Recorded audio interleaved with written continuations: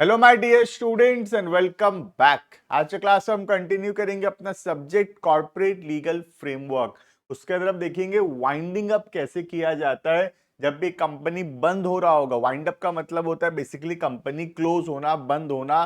Company के सारे assets को बेच दिया जाएगा और जो पैसा आएगा उससे कंपनी का आउटसाइड लाइबिलिटीज और शेयर होल्डर्स का पैसा रिटर्न कर दिया जाएगा। क्लियर है? तो क्या प्रोसेस होगा वाइंडिंग अप का, कैसे किया जाएगा वाइंडिंग अप, क्या क्या तरीका है वाइंडिंग अप करने का कंपनीज एक्ट के अंदर, कौन कौन से सिचुएशंस में हम वाइंडिंग अप कर सकते हैं, ये सब हम इन डिटेल पढ़ेंगे। क्लियर है? देखना, winding up refers to the process of ceasing the existence of the company. Company को बंद करना is basically called as winding up. Its life is brought to an end. All assets are materialized. सारे assets को हम बेच देंगे and debts are settled. सारा liabilities का payment करेंगे. The board, secretaries, managers and other key personals are result of winding up cannot exercise their power. तो ये सब जो है board of director, secretaries, manager या other key personnel as a result of winding up cannot exercise their power. इनके हाथ में कुछ पावर नहीं रहेगा। कंपनी बंद हो रहा है तो अब कंपनी का जो मैनेजमेंट है उसके हाथ में कुछ पावर नहीं है। ये जो कंपनी को यूजुअली ये लोग मैनेज करते हैं, लेकिन वाइंडिंग अप के समय इनका कोई पावर नहीं है। तो किसका पावर रहेगा? एक लिक्विडेटर को अपॉइंट किया जाएगा, एक पर्सन को अपॉइंट किया जाएगा जो सुपरवाइज करेगा वाइंडिंग अप प्रोसेस को। क्लियर है? तो जब भी कंपनी वाइंड अप हो रहा होगा, कंपनी का जो बोर्ड ऑफ डायरेक्टर्स है, जो मैनेजर्स हैं, वो लोग वाइंडिंग अप नहीं करेंगे। उनको पावर नहीं है वाइंडिंग अप करने का। वाइंडिंग अप करने के लिए एक स्पेशल पर्सन को अपॉइंट किया जाएगा। That person is called as liquidator. और लिक्विडेटर जो है सारा बुक्स ऑफ अकाउंट्स चेक करेगा, सारे एसेट्स को सेल करेगा, जो पैसा आएगा एसेट बेच के उससे लाइबिलिटीज का पेमेंट करेगा। क्लियर है? देखना, the liquidator has the power to access the books of accounts. सारा बुक्स ऑफ अकाउंट चेक करेगा, इन्वेस्टिगेशन करेगा, एसेट्स को बेचेगा और लाइबिलिटीज को पे ऑफ करेगा। क्लियर है? A company is liquidated for many reasons like financial difficulties, bankruptcy issues, violation of memorandum terms, voluntary decision. कोई भी वजह से हम वाइंडिंग अप कर सकते हैं। फाइनेंशियल प्रॉब्लम है, बैंक्रप्सी हो गया, हम अपने लाइबिलिटीज का पेमेंट नहीं कर पाएंगे, हम मेमोरेंडम को वायोलेट किए हैं, अपनी इच्छा से हम बंद करना चाहते हैं। क्लियर है?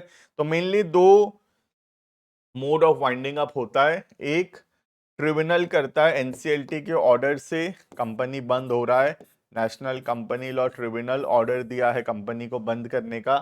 और दूसरा, हम खुद अपनी इच्छा से कंपनी को बंद कर रहे हैं। क्लियर है? तो one is by the order of the tribunal. Tribunal order दिया है। ट्रिब्यूनल क्यों ऑर्डर देगा भाई, वो हम पढ़ेंगे अभी। What is the process of winding up by the tribunal. ठीक है? तो एक हो गया ट्रिब्यूनल के द्वारा वाइंडिंग अप हो रहा है, और दूसरा है वॉलेंटरी, मतलब अपने इच्छा से हम लोग जो है वाइंडिंग अप कर रहे हैं। क्लियर है? ये देखना, पहला winding up by the tribunal. Circumstances of winding up by the tribunal. Tribunal के द्वारा वाइंडिंग अप कब हो सकता है? क्लियर? देखना, in the following circumstances a company can be wound up by the order of the tribunal. पहला है उसके अंदर, if the company fails to discharge its debt within a stipulated time period. हम जो उधारी लिए थे, हम जो डेट लिए थे, सोच लो कोई बैंक से या डिवेंचर होल्डर से, हम वो डेट का पैसा वापस नहीं कर पा रहे, तो ट्रिब्यूनल ऑर्डर दे सकता है कंपनी को बंद करने का। Right? Second, if the company has passed a special resolution. Company meeting में स्पेशल रेजोल्यूशन पास किया है कि कंपनी को बंद किया जाए ट्रिब्यूनल के द्वारा।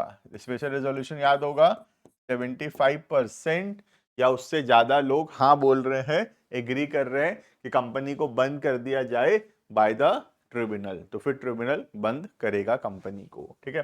Next, if the company is violated, company violet किया है पब्लिक पॉलिसी के रूल्स को, मोरालिटी या कॉर्डियल रिलेशन मेंटेन नहीं कर रहा एक कंट्री के दूसरे कंट्री के साथ, या कोई ऐसा कर रहा है जिससे इंडिया का इंटीग्रिटी सॉवरेनिटी खराब होता है, अगर ऐसा कुछ भी करता है कोई कंपनी, तो उस कंपनी को बंद कर दिया जाएगा बाय द ट्रिब्यूनल। क्लियर है?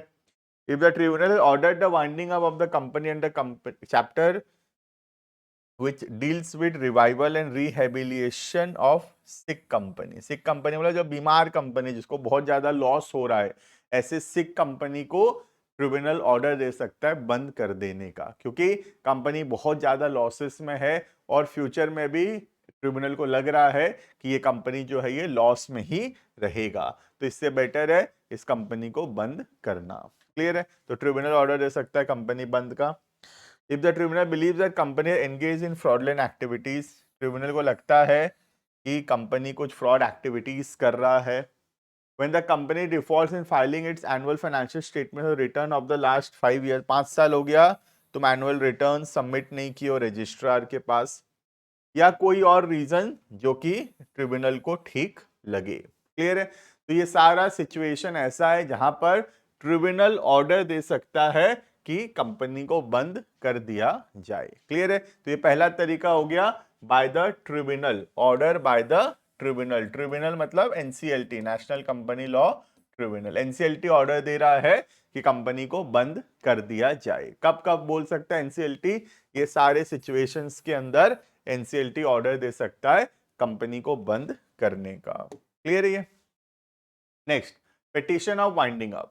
The petition of winding up shall be filed and presented by the following stakeholders: the company, any creditors including any contingent or prospective creditors, कोई contributories हो गया जैसे कि कोई शेयर होल्डर हो गया, registrar हो गया, कोई भी any person authorize by the central government on that behalf, या सेंट्रल गवर्नमेंट खुद हो गया, या सिक्योर क्रेडिटर्स, डिवेंचर होल्डर्स, या कोई ट्रस्टी हो गए। ये सब कोई जो है अप्लाई कर सकते हैं ट्रिब्यूनल के पास कि कंपनी को बंद कर दिया जाए। क्लियर है?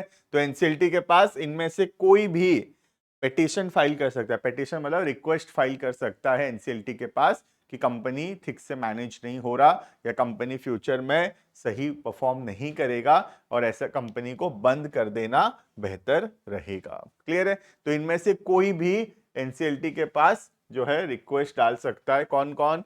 क्रेडिटर्स, कॉन्ट्रीब्यूटरी मतलब बेसिकली शेयर होल्डर्स, रजिस्ट्रार, कोई और पर्सन सेंट्रल गवर्नमेंट का, स्टेट गवर्नमेंट का, या कोई क्रेडिटर, डिवेंचर होल्डर्स, कोई भी रिक्वेस्ट डाल सकता है। ठीक है?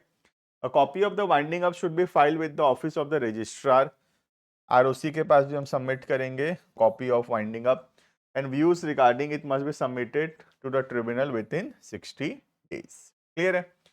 तो अगर हमको लगता है कि कंपनी को बंद करना है तो हम रिक्वेस्ट डाल सकते हैं टू द एनसीएलटी। अब एनसीएलटी डिसाइड करेगा मैटर को जज करने के बाद कि कंपनी को बंद करना चाहिए या फिर नहीं। क्लियर है? Next, power of the tribunal. Tribunal क्या कर सकता है? तो tribunal may pass the following order after examining the petition. जो पिटीशन तुम फाइल किए थे, यहाँ पे जो रिक्वेस्ट फाइल किए थे, ये सब कोई फाइल किए थे रिक्वेस्ट। ठीक है? ये रिक्वेस्ट को सुनने के बाद क्या क्या ऑर्डर पास कर सकता है एनसीएलटी? देखना, पहला, कितना दिन के अंदर पास करेगा? 90 डेज के अंदर ऑर्डर पास करेगा। क्या क्या? पहला, डिसमिस इट, बोलेगा नहीं नहीं वाइंडिंग अप नहीं होगा। ठीक है? Second, may make any interim order, कोई भी और ऑर्डर पास कर सकता है जो उसको ठीक लगे। Appoint a provisional liquidator, company winding up कराने के लिए लिक्विडेटर को अपॉइंट कर देगा एनसीएलटी। ठीक है? Make an order of winding up, winding up करने का ऑर्डर पास कर सकता है।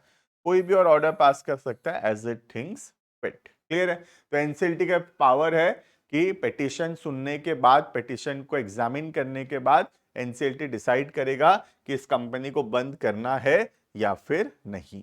अगर लगता है कि बंद कर देना चाहिए तो एनसीएलटी ऑर्डर देगा कंपनी को बंद कर दिया जाए, और अगर लगता है कि नहीं पिटीशन सही नहीं है, कंपनी को चलने देना चाहिए, तो एनसीएलटी चाहे तो कंपनी को चलने देगा, कंपनी को बंद नहीं करेगा। क्लियर है? तो ये हो गया पहला, bye the order of the tribunal. Tribunal के ऑर्डर से कंपनी कैसे बंद होता है। क्लियर है? सेकेंड है, अपने इच्छा से, वॉलेंटरीली हम अपने मर्जी से कंपनी को बंद कर सकते हैं बिना एनसीएलटी के परमिशन से या बिना एनसीएलटी को रिक्वेस्ट किए। राइट? कंपनी के जो मेंबर्स हैं वो खुद डिसाइड कर सकते हैं कि इस कंपनी को हम बंद करना चाहते हैं। क्लियर है? देखना, voluntary winding up takes place when the members or creditors of the company initiate the winding up process. Thus, voluntary winding up can be tendered by the member or creditor. Member और creditor खुद चाहे तो winding up कर सकते हैं बिना NCLT को request किए, राइट? इसको बोलेंगे voluntary winding up. क्लियर है?